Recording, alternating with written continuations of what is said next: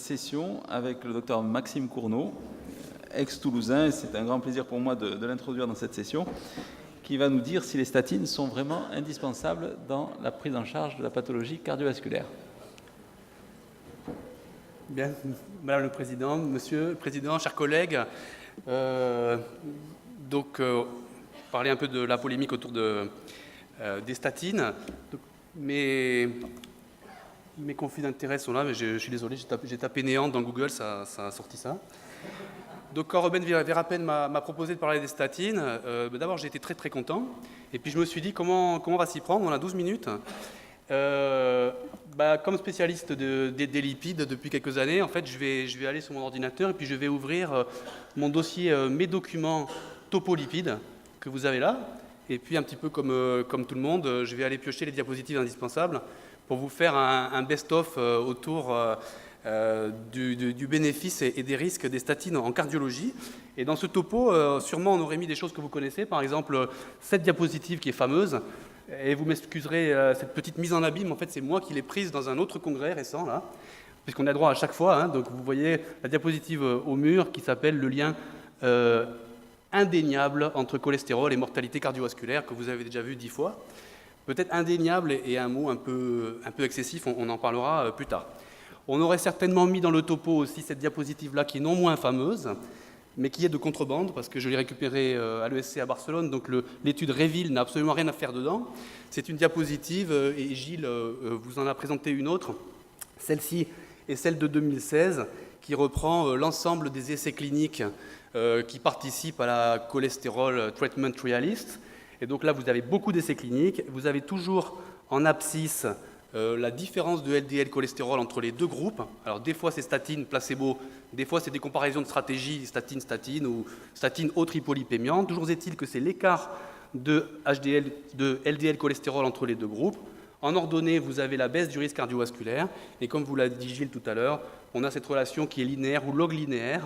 Que la baisse soit petite, que la baisse soit moyenne, que la baisse soit très grande. Estelle vous en a parlé, y compris dans les essais qui sont allés jusqu'à des baisses très importantes de LDL cholestérol, on a constaté qu'il y avait un petit gain de mortalité, d'incidence des maladies cardiovasculaires supplémentaires. Et vous m'auriez dit, ça c'est des essais cliniques randomisés, il y a 20 ans on jurait que par ça, mais maintenant on se méfie, ça vient du diable, de l'industrie pharmaceutique, et donc on n'y croit pas. Donc on aurait dit, on a d'autres choses à dire, parce que par exemple, regardez ça, il y en a eu plusieurs, c'est-à-dire le suivi dans la vraie vie après la fin des essais cliniques des patients qui ont participé aux essais cliniques. On avait eu le suivi de K13, de Prosper, mais qui était méthodologiquement un peu discutable et sur des suivis de court terme. Là, cet article n'a pas fait beaucoup de bruit, là il est in press dans Circulation. C'est le suivi à 20 ans de l'étude WOSCOPS. Peut-être certains d'entre vous, vous l'avez vu passer dans les diapositives de mon prédécesseur. L'étude WOSCOPS était une étude écossaise, une des rares études historiques de prévention primaire avec les statines. Donc on comparait la pravastatine à un placebo chez des sujets qui n'étaient pas en prévention secondaire, donc en prévention primaire, et qui a permis la mise sur le marché de ce produit dans le contexte de la prévention primaire. Eh bien, 20 ans après la levée de la randomisation, donc la fin de l'étude clinique, qui avait duré 5 ans, dans les années 90, vous ne pouvez rien voir sur ce schéma, et il est beaucoup trop petit. Donc, tout ça pour vous dire que le groupe qui était initialement assigné dans le groupe pravastatine a une incidence des maladies cardiovasculaires qui est toujours inférieure, avec des courbes de survie qui sont toujours divergentes, 20 ans après, par rapport à ceux qui étaient dans le groupe placebo. C'était différent, on n'a pas du tout le temps, mais ça vaudrait la peine qu'on discute, de savoir d'où vient et comment on explique cette espèce de phénomène peut-être rémanent, peut-être pas, sachant qu'au suivi, à 20 ans, là, il y en a autant dans chaque groupe initial qui prennent des statines. Voilà. Donc on aurait dit ça, on aurait dit quoi? On aurait dit ce qui existe aussi comme documentation épidémiologique par rapport aux statines, c'est qu'est-ce qui se passe quand on les arrête, avec cette histoire de ces différentes polémiques qui ont eu lieu en France, mais aussi dans d'autres pays européens et du monde. On a eu beaucoup de papiers qui ont essayé de modéliser les conséquences de ces histoires-là. Il y en a eu plusieurs. Il y en a eu un dans le BMJ qui était fameux en 2016. Il y a celui-là que je trouve intéressant parce que, comme toujours avec Nielsen, qui est un spécialiste de la pharmacovigilance, ce sont des études C'est une étude danoise sur le pays entier, puisque vous savez qu'en Scandinavie, on a accès aux prescriptions médicales et aux événements de santé sur des big data. Et donc, il suffit de les manipuler pour pouvoir faire ce type d'études qui montrent que les scandales autour des statines, qui sont appelés ici statin-related stories, sont liés à un arrêt prématuré des statines lorsqu'elles sont prescrites.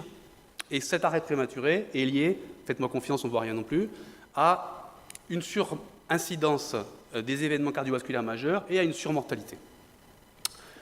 Et puis, j'aurais dit certainement, comme vous l'a dit Estelle, qu'on a en France d'excellentes recommandations qui, à mon avis, sont claires, sont faciles à appliquer, sont très raisonnables, sont écrites par des gens qui n'ont pas de conflit d'intérêt avec les statines, donc qui sont évidemment pour la plupart, même tous, totalement inconnus du grand public et des cardiologues, et que, parce que les recommandations européennes, je ne sais pas si vous les avez lues, il faut s'accrocher, il faut avoir du temps.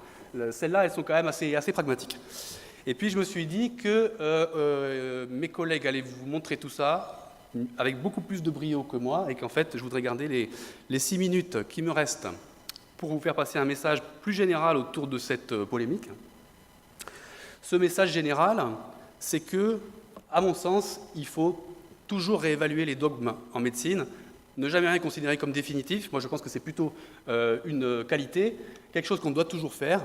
La preuve, vous avez cette publication du professeur Portal du 19e siècle qui montre que, contrairement à ce qu'on croyait, le traitement de référence pour le soin aux asphyxiés, c'est-à-dire l'introduction de la fumée de tabac par le fondement, n'est finalement d'aucune utilité. Plus près de nous, vous avez l'histoire des anti-inflammatoires chez les femmes qui sont porteuses de stérilés, qui sortaient d'absolument on ne sait où. Et plus près de nous encore pour les cardiologues, cet extrait du Vidal que les moins de 45 ans ne peuvent pas comprendre, qui dit que le bisoprolol, donc médicament clé de l'insuffisance cardiaque, trouve sa première contre-indication absolue dans l'insuffisance cardiaque. C'est le Vidal, 92. Donc, certainement, remettre en cause toujours ce qu'on croit comme étant certain en médecine, mais, premièrement, éviter de le faire par une lutte d'opposition extrême. C'est notre spécialité en France, le traitement hormonal substitutif de la ménopause ou les contraceptifs de 3e génération. Il fallait obligatoirement que tout le monde en ait, que ça soit remboursé il y a 20 ans. Maintenant, c'est du poison. Si on en donne, on tue les femmes. Et donc, on fait pareil dans toutes les thématiques. Ça, on peut considérer que c'est une posture extrême. Mais il faut prendre sur soi et considérer que ça peut être considéré par certains aussi comme une posture extrême. C'est un éditorial de Salim Youssouf, un très très grand nom de la lipidologie clinique, dans le Lancet, qui s'appelle « Pourquoi les gens ne prennent pas les médicaments qui leur sauvent la vie ?» et où il explique que le problème des statines est justement la sous-utilisation. Certains d'entre nous ne sont pas choqués, mais il faut admettre que ça, pour certains, ça puisse être une posture extrême. Donc évitez ce genre de posture extrême qui ne mène généralement à rien, sauf à des discussions stériles de bistrot. Deuxième chose, évitez la désinformation, c'est-à-dire de raconter n'importe quoi, ce qui est aussi quelque chose qu'on retrouve fréquemment. Là, vous avez un exemple parmi tant d'autres sur Internet, avec un style particulièrement, un champ lexical pas très scientifique, spectaculaire, alarmant, les phrases coupées, des points d'exclamation, pas de citations, de publications, et généralement, ça s'accompagne d'une iconographie totalement exotique, comme celle-là, avec des neurones qui sont mélangés, qui sortent d'on ne sait où, mélangés avec la torvastatine qui sort d'on ne sait où non plus. Et ils ont l'air effectivement très malades, et quand on voit ça, on a tout de suite envie d'arrêter la torvastatine. Deuxième chose. Troisième chose que je voulais dire, c'est qu'il y a une autre chose à éviter, c'est ce qu'on va appeler le biais de confirmation. Alors là, j'ai tapé aussi dans des références de haut niveau, puisque vous voyez que j'ai fait une capture Wikipédia. Et le biais de confirmation, donc je vais vous le lire parce que vous ne pouvez pas le lire, c'est un biais cognitif qui consiste à privilégier les informations concernant ses idées préconçues ou ses hypothèses. On dit aussi que les personnes tirent la réalité à elles. C'est un petit peu la spécialité de Michel Delorgeril, et c'est un exercice même intellectuel qui est très intéressant, qui a été étudié par de nombreux chercheurs de sciences cognitives. C'est-à-dire que, alors on n'a pas le temps trop d'en parler, mais je pense que si vous me laissez une demi-heure avec un ordinateur et Google, je peux vous prouver que les statines rendent aveugle, ou ce que vous voulez d'ailleurs. On peut faire des tableaux, on peut les présenter de manière tout à fait séduisante. Donc, une fois de plus, ça ne veut pas dire qu'il ne faut pas remettre en question ce qu'on croit comme étant acquis. Mais évitez ces trois choses. Évitez ces trois choses. Ce que je veux vous faire passer comme message final, il est à deux niveaux en fait. Le premier la réponse à la question, est-ce que les statines sont devenues indispensables, qui est une question vraiment très vaste, qui est plutôt pour ouvrir le débat. Premier niveau de réponse, elle est scientifique, c'est-à-dire on va parler du rapport coût, bénéfice, risque des statines en tant que médicament. En fait, je vais faire de la provocation. Ça fait un peu plus de 15 ans que je m'occupe de cholestérol. Quand j'ai vu le film Le cholestérol, le grand bluff, je ne sais pas si vous l'avez vu, j'ai été vachement ébranlé. J'ai été formé dans des temples du cholestérol. J'ai vu ce film. Quand j'ai éteint la télé, je me suis dit, il ne faut plus prendre de statine, avant de remettre tout ça dans l'ordre et de rediscuter les choses. Donc j'ai été vachement ébranlé. Mais finalement, le débat scientifique, depuis 20 ans, il est assez pauvre. Donc c'est un peu de la provocation. C'est quand même une classe thérapeutique où on peut aller jusqu'au fond des choses, redétailler les effets indésirables qui sont détaillés sur des millions de personnes en observationnel et des dizaines de milliers de personnes qui sont incluses dans les méta-analyses pour prouver qu'effectivement il y a un surrisque de diabète, c'est sûr. Il y a des effets musculaires, c'est sûr. Il y a peut-être un excès d'AVC hémorragique, on ne sait pas. C'est vrai que si on compare à d'autres classes thérapeutiques pour lesquelles on a moins de recul, le débat n'est pas très vivant. Après, il y a un débat, à mon avis, qui est beaucoup plus intéressant et beaucoup plus vivant, qui est plutôt de l'ordre de la santé publique et de la pharmacologie sociale, c'est-à-dire ça parle du rapport des patients, mais en fait, c'est souvent pas des patients, c'est des sujets qui ne sont pas malades, à leurs médicaments, à l'usage du médicament, au mésusage du médicament. Deuxièmement, ça parle de qui doit bénéficier de la prévention. Est-ce que ce sont les bonnes personnes qui bénéficient préférentiellement des mesures de prévention, c'est-à-dire, en l'occurrence, on sait très bien que pour les statines, les gens qui devraient les avoir sont ceux qui les ont le moins. Donc, à qui on doit donner la priorité, puisqu'en fait, si vous regardez les recommandations, pour faire une fois de plus un peu de provocation, il y a à peu près 75% de la population qui est considérée comme anormale du point de vue du taux de LDL et qui devrait être traitée par statine. Donc par contre, si on devait choisir, qui ça serait? Et puis troisième chose, à qui incombe la responsabilité de la prévention? C'est un vaste débat. En France, c'est les pouvoirs publics, l'assurance maladie. Donc les gens attendent qu'on leur dise quoi faire et qu'on leur rembourse. Par exemple, dans des pays comme l'Angleterre, la prévention primaire et secondaire, c'est de la responsabilité de l'individu. On donne l'information. Par exemple, la simvastatine est en vente over the counter en Angleterre. Donc l'ensemble de ce débat-là, qu'on n'a pas le temps de détailler, me paraît passionnant. Je vais vous remercier pour votre attention, vous dire qu'une fois de plus, dans cette question-là, rien n'est tout blanc ni tout noir. Et l'objectif était surtout de susciter un peu la réflexion. Merci beaucoup. Alors, pour ouvrir la discussion, je vais commencer, parce que c'est quand même le privilège du modérateur, il faut bien qu'il y en ait. J'étais très intéressé par l'étude de circulation où tu montres en fait que le bénéfice se prolonge à 20 ans. Comme tu le sais, les recommandations nous proposent de raisonner sur un risque à 10 ans et ne nous proposent pas de raisonner sur un chiffre de cholestérol, mais sur un niveau de risque à 10 ans. Est-ce que ce type d'étude n'est pas de nature à remettre en cause notre manière de déterminer qui doit ou qui ne doit pas bénéficier des statines ? Parce que finalement, il y a des gens qui ont une hypercholestérolémie qu'on ne va pas traiter, un peu comme les pêcheurs écossais que tu mentionnais dans Horoscope. C'est dommage. Merci beaucoup, c'est une très bonne question. C'est pour ça que j'ai tenu à mettre cette diapositive. Cette étude, elle apporte beaucoup d'informations. Et elle dit, parce que je n'ai pas eu le temps de le détailler, elle dit entre autres que ceux qui bénéficient toujours de ce bénéfice en termes de mortalité cardiovasculaire 20 ans après sont ceux qui étaient hypercholestérolémiques au départ, en fait. Donc c'est effectivement de nature, comme tu proposes, à stratifier sur des informations que pour l'instant on n'utilise pas.